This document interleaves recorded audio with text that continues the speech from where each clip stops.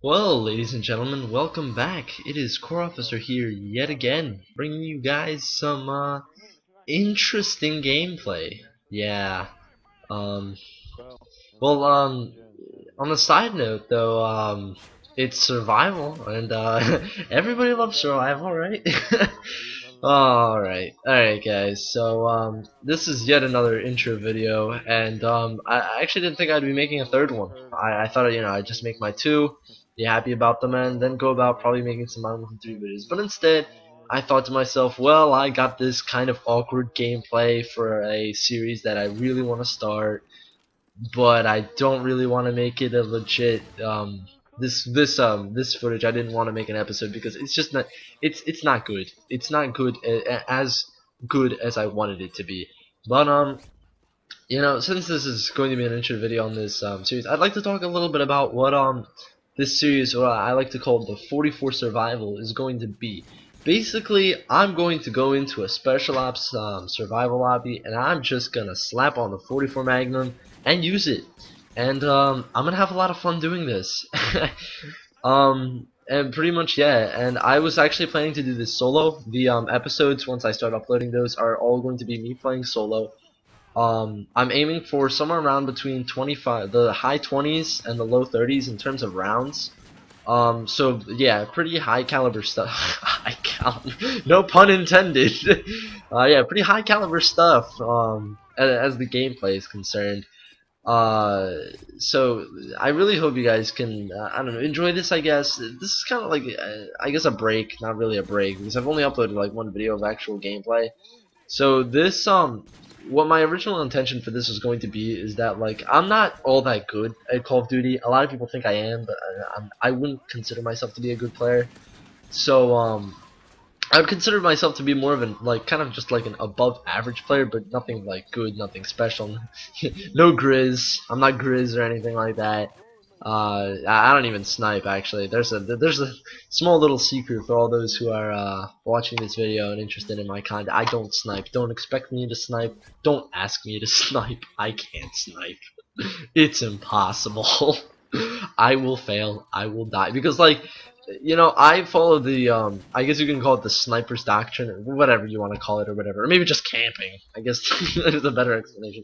Where I have this twitch where I have to go out, I have to find a building, and I have to, stalk it out, sit there, and wait for my target, pretty much. And in multiplayer, it does not work like that, because like 50% of the time you're gonna get like attacked from somebody who wants to shoot you in the ass, or better yet, you're gonna get like somebody's gonna chuck a grenade in your window, and like half the times you don't even have that good of a line of sight. I mean, sure you do, but in that, I don't even like using half of the sniper rifles in this game. I just don't like them. Like, the only one I really would use is either the Beretta 50 cal or the Dragunov, because those two are the only ones like that. Bolt actions I never liked.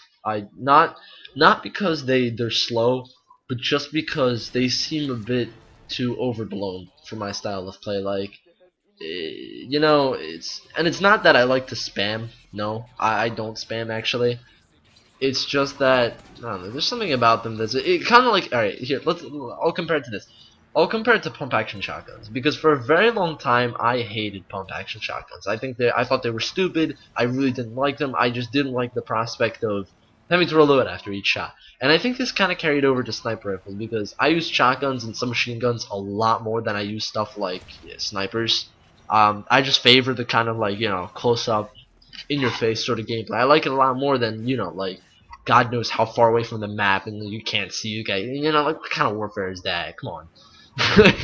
Yeah, I'm not trying to be biased or anything, but no, I prefer close quarters, CQC, CQB, whatever you want to call it.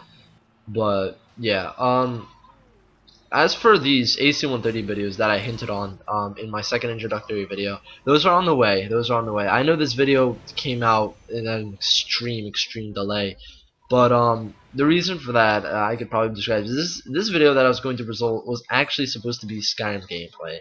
And for anybody who's interested, I was going to do Azura Star, the one Daedric quest. And a lot of people started telling me, "Yo, don't don't do Skyrim." It wasn't as blatant as that, but no, some people did not really want me to do Skyrim gameplay. So I mean, I don't know. I guess I'll go with the mask for this one, and I guess I should have just I don't know, more appeasement to it than anything. But I decided to put Modern Warfare 3 out, so not only so you guys could watch a video, because I can't stand like making people wait. And, you know, and I know you guys had to wait a while for this video to come out for me to finally get my act together and put out a video. Um, it's you know, like, I'd probably do this more regularly, but at this current state I have other things that need to be done, as well as my YouTube inspirations. So I guess you could say when I have a little bit more free time, maybe there'll be a little bit more free. I don't know, maybe not, we'll see. For now, I really hope you guys really do truly enjoy these videos, because I really try my best with all of this, all the gameplay, everything. I go in, I do some crazy shit to get this gameplay to you guys sometimes. Like the one time I remember, I really don't like going off on tangents, but here we are again, and I'm gonna talk about my parents for a little bit, but not really. I'm just gonna say, like, I'm not going to say anything special. I'm still within the age where my parents can tell me what to do, and I try to respect that. So what happens is, like, when my parents tell me not to play Xbox, I kind of have to obey.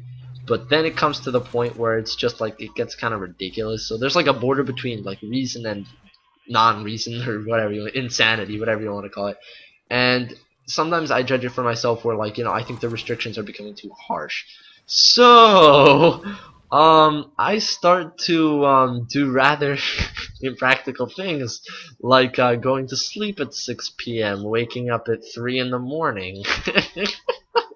Yeah, probably not a good idea for my. Actually, you know, I think it has the reverse effect on my health. I think it actually has a good, positive effect on my health, because I end up going to sleep early, which is always good. Actually, doctors always say that, like, one of the best things to do, not just like get, like, you know, a good amount of sleep, but also to go to sleep before 12 o'clock, because after a certain period of time, what ends up happening is that have you ever gotten that feeling, like, if you stay after 12 o'clock, you sort of fall into this trance where, like, your body, like, up to 12 o'clock, your body is telling you to go to sleep. But past 12 o'clock, what ends up happening is that you've resisted your body for so long, like, and you've told it, you know, I don't want to go to sleep yet, I don't want to go to sleep yet. That what happens is your body starts to acknowledge this, and basically it gives you the feedback that, okay, you don't want to go to sleep. So I'm not gonna give you, you know, there's no more responses to, no more whatever proteins or whatever that the body uh, emits or generates for sleep. So it, like, pretty much cancels all that out, and you no longer have, you no longer have the feeling to go to sleep. Of course, this isn't gonna last forever, because, you know, you still need your sleep. It's still gonna happen that, you know, you're eventually just gonna drift off. But there is this tiny little period of time where your body kind of sort of agrees with you. I don't know how to put it, but yeah, basically. But when this happens, it's not really healthy. Like, there's some sort of it's similar to, like, if you, I know this is a really perverse comparison. Like, if you don't go to the bathroom for a long period of time, you start to not want to go to the bathroom. Well, yeah, it's stupid comparison. I don't even know why the hell I'm talking about all of this, but yeah, that's pretty much what happens. But back to the story about me waking up at 3 in the morning. Yeah, I do that, and I've done that twice now, and basically I've, like, um I like to start recording on my cap card and everything for, like, God knows how many hours, you know, trying to get suitable gameplay. And I mean, I wouldn't really call it like work per se, like, you know, like, because it's a game, it's fun, it's good stuff. I wouldn't call it like, you know, oh, this is stupid, I have to wake up at 3 in the morning. Yeah, I kind of relish the challenge that, you know, it's something new, something interesting to do. But that's enough about that nonsense about my personal life. I usually don't like going into that in these videos. We're gonna go back to the gameplay for a little bit here. For this series, yes, the 44 Survival, as I like to call it. This gameplay is a little different than what the rest of the series is going to be. First of all, a little spoiler alert here. I only made it to, like, round 18. It was not very good. So two dilemmas that I'm really faced with is getting high rounds, and not, what's the other problem? Oh, the video length. Because this video is almost 20 minutes long, and if we only made it to, like, round 18, and this is, like, with a partner too, like, we tear through these rounds relatively quickly. Like, what happens when I'm solo? Like, solo, it's almost gonna turn into kind of like a zombies game. And like here, I'm editing it out between every between area. You know, when you're like buying shit and whatnot. Like you guys don't want to see that. So I edit all that out. So I'm thinking that, you know, for longer gameplays where I'm going up to like, you know, 30 and 29, I'm probably gonna have to edit more and more out and kind of like start making it more like a montage. Even though I don't want to do any montages for the time being. But yeah, it's kind of unfortunate, but you know, I'll find a way to deal with it because this is a series that, you know, I really had a lot of fun doing this, honestly, with my friend here. Because it also added the challenge of having to, yeah, revive him is here. I only have like 10 seconds of this. This was pretty intense. And then, oh my god, he was lucky he had this ride shield squad, because I don't know what the hell would have happened if he didn't. Um, Hang on down again. Like, this is funny. I find it kind of dumb how in Modern Warfare, like the revive time is ridiculously shorter than like in zombies. If For Black Ops and World at War, it takes a while to revive. I mean, it certainly maybe actually I don't know. It feels like a while, but maybe it isn't because, you know, zombies. It's kind of like the moment, you know, they come in close quarters, you're screwed. But here you kind of have like, you know, the guy has a gun. I don't know. I really don't know. It really does feel shorter in Infinity Ward's games, the revive time. I'm not exactly sure. But for future episodes in this series, what I'm planning is when I go into this, it's of course going to be 44 Magnum only. But the only real secondary I'm going to have is some sort of submachine gun, so I can shoot down helicopters. And one more thing, I also like to take equipment, so I'm gonna take stuff like body armor, a perk, possibly a predator missile, C4, frag grenades, and flash grenades. What I'm not gonna take is self revive. Now I know you used self revive in this video, but again, like I said earlier, this video is gonna be the exception to all the other ones in the series. I'm not gonna use self revive, which I hope is gonna make it a little bit more challenging, but also a little bit more interesting because I actually have to, you know, there's not like some dumb automatic revive going on here. I can just like, I have to be careful. And no, but C4 and frags I really like to have, because not only does it help against juggernauts, but it's like if I didn't have them, basically what this would be is me just running around with the 44 Magnum and knifing. And I do some knifing, but like when I have frags and C4, it kind of like, you know, it adds more variety. And I know what you might be thinking that, you know, oh, I'm like copping out or something, but in reality, no, because think about it. If you were just using the 44 Magnum against like a Juggernaut, all you really have to do is just make sure that you know he doesn't shoot at you, so you can like empty your clip into him, go around a corner, reload, go back, empty. You know, it would be repetitive. But here where we have like, you know, C4, some equipment, and body armor. Actually, I don't know. I don't know if I would use body armor or not, because me personally, I find body armor relatively pointless because you're going to get shot anyway, plus you have regeneration. So, I mean, it could be helpful, but I found that in the later rounds when I got up to like when I got up to like round 20 and up, what started happening is that like I would get my body armor would get torn off in like a clip, and the guys that come, if you guys have played survival, you know that like the enemies get tougher as the game progresses. And eventually they get to the point where they become a lot, not only like tougher, but a lot more aggressive. Like these guys that I'm fighting here, like the regular, I don't know, soldiers or whatever you want to call them, they like to hide behind cover sometimes. Like, you know, they'll advance, then they might like hang back a little, they might go behind cover, you know, they might try to look for cover. But they're still gonna, you know, try to play defensively. When you get to that, I believe it's the guys after this, like I call them the commandos because they wear like black, all black. They're a lot more aggressive. They go behind cover when you like, I don't know, when you turn to like, you know, start shooting at them.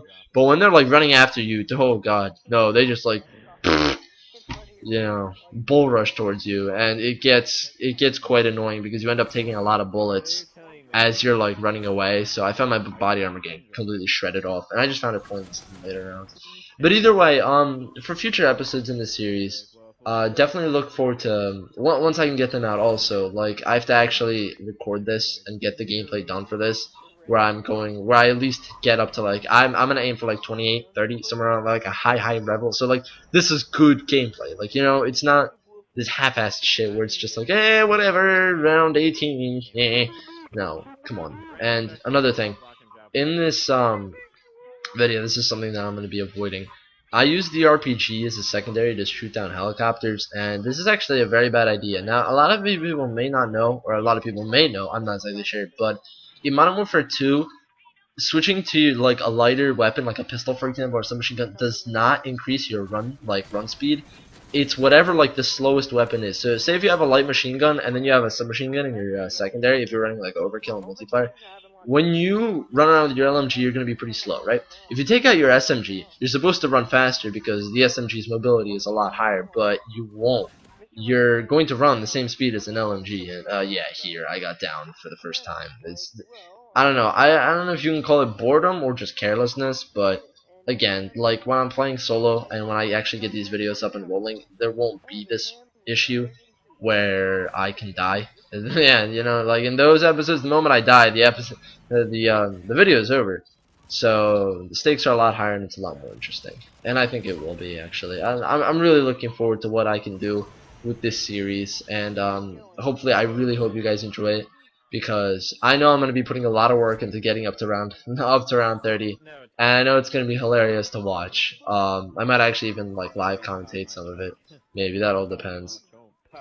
But for now, we'll see. Unfortunately, the first video is again going to be relatively delayed.